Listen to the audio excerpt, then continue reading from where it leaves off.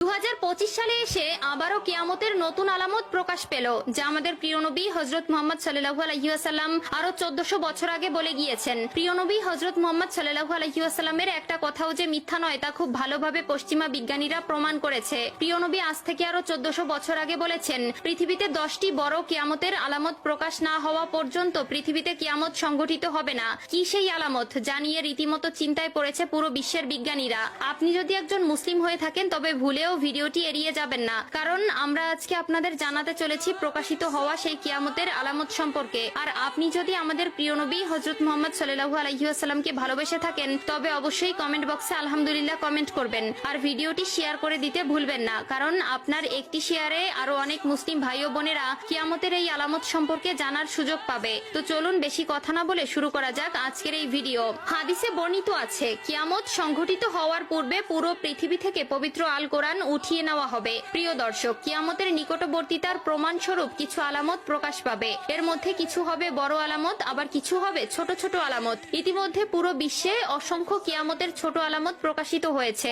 যেমন হাদিসে বর্ণিত আছে, আরবের বেদুইনরা অর্ধ উলঙ্গ অবস্থায় থাকবে, তবে তারা বড় বড় দালান কোঠা নির্মাণের প্রতিযোগিতায় নেমে পড়বে, এমনকি তাদের পায়ে জুতাও থাকবে না। বর্তমানে 2025 সালে কিয়ামতের নতুন যে আলামত প্রকাশ পেয়েছে তা হলো কিয়ামতের আগে পবিত্র আল কোরআন থেকে সকল অক্ষর উঠিয়ে নেওয়া হবে। ইতিমধ্যে এমনই কিছু তথ্য প্রকাশ পেয়েছে।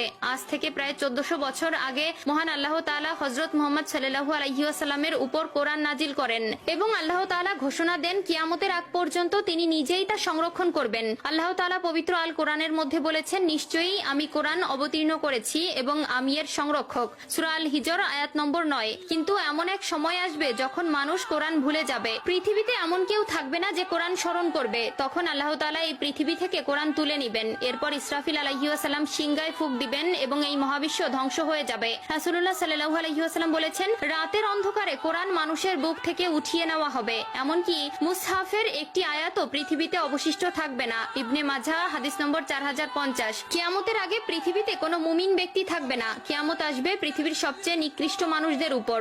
আনাস ইবনে মালিক রাদিয়াল্লাহু তাআলা আনহু থেকে বর্ণিত, রাসূলুল্লাহ সাল্লাল্লাহু আলাইহি ওয়াসাল্লাম বলেছেন, কিয়ামত ততক্ষণ শুরু হবে না যতক্ষণ না এই পৃথিবীতে এমন কেউ অবশিষ্ট থাকবে না যে বলবে আল্লাহ আল্লাহ। সহিহ মুসলিম।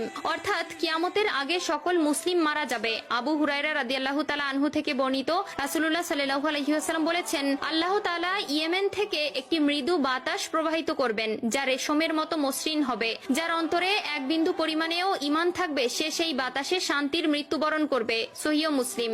এরপর আল্লাহ তাআলা কোরআন পৃথিবী থেকে উঠিয়ে নিবেন এবং মানুষের অন্তর থেকে